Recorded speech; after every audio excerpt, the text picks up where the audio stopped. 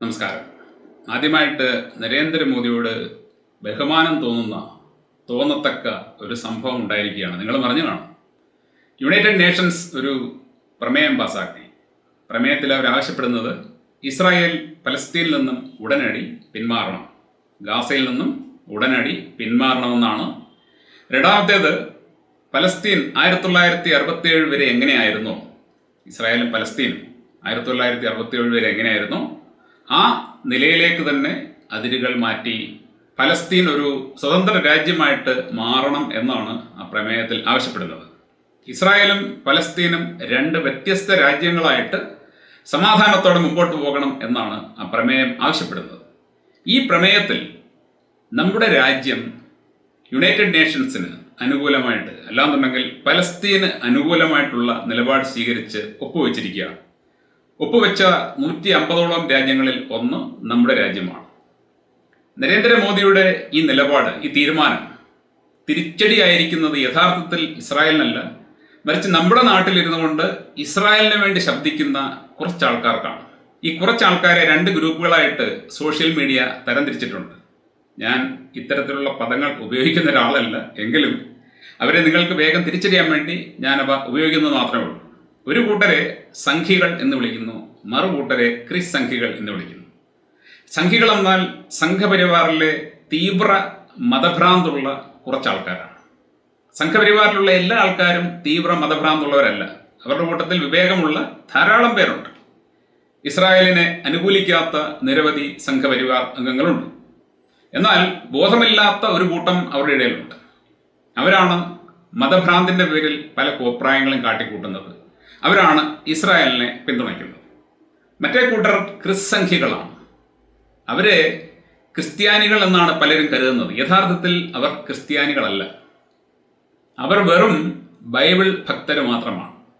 യഥാർത്ഥ ക്രിസ്ത്യാനികൾ അഥവാ പരമ്പരാഗത ക്രിസ്ത്യൻ സഭകൾ ഒന്നും തന്നെ ഇസ്രായേലിൻ്റെ ചെയ്തികളെ പിന്തുണയ്ക്കുന്നില്ല.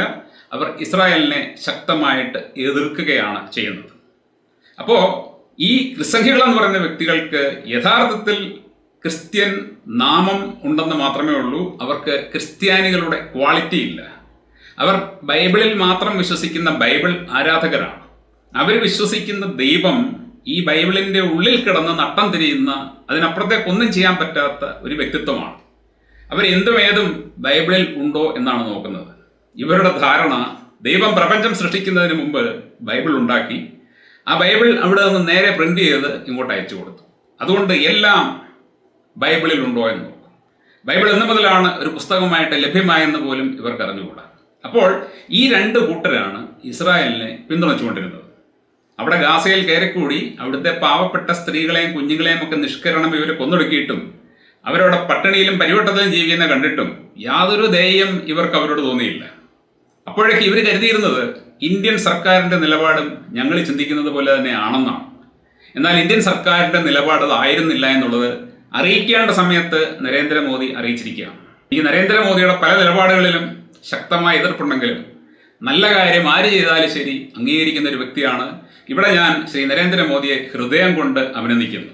അദ്ദേഹം ഇതുവരെയും ഇതിൽ ശക്തമായിട്ടുള്ള ഒരു നിലപാട് എടുത്തിരുന്നില്ല എങ്കിലും എടുക്കേണ്ട സമയമായപ്പോൾ അദ്ദേഹം കൃത്യമായിട്ട് തന്നെ ആ നിലപാടെടുത്തു. ഇന്ത്യക്ക് വേണമെന്നുണ്ടെങ്കിൽ ഇതിൽ നിന്ന് വിട്ടുനിൽക്കാമായിരുന്നു. ചില രാജ്യങ്ങൾ വോട്ട് ചെയ്യാതെ മാറി നിന്നിട്ടുണ്ട്. പക്ഷേ ഇന്ത്യ പലസ്തീന് അനുകൂലമായിട്ട് തന്നെ വോട്ട് ചെയ്തു. ഇന്ത്യ ആഗ്രഹിക്കുന്നത് ഒരു സ്വതന്ത്ര പലസ്തീൻ ഉണ്ടാകണമെന്നാണ്. ഇന്ത്യ പറയുന്നത് ഇസ്രായേൽ ഇതുവരെ ചെയ്തുകൊണ്ടിരുന്നത് നരഹത്യയാണ്, നരാധമ പ്രവൃത്തിയാണ്, ചെയ്യാൻ പാടില്ലാത്തതാണ്, അവർ ചെയ്തുകൊണ്ടിരുന്നതാണ് തെറ്റ്, പലസ്തീൻ്റെ ഭാഗത്തല്ല തെറ്റ് എന്നുള്ളതാണ്.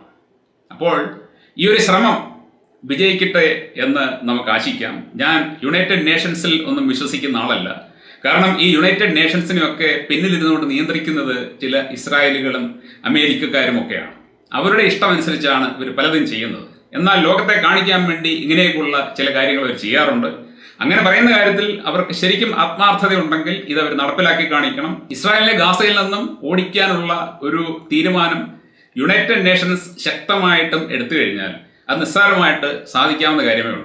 അപ്പോൾ ഇത്രയേറെ രാജ്യങ്ങൾ, 150ലധികം രാജ്യങ്ങൾ ആവശ്യപ്പെടുന്നത് സ്വതന്ത്ര പലസ്തീൻ വേണമെന്നാണ്, ഇസ്രായേലിൻ്റെ അതിക്രമം നിർത്തണമെന്നാണ്.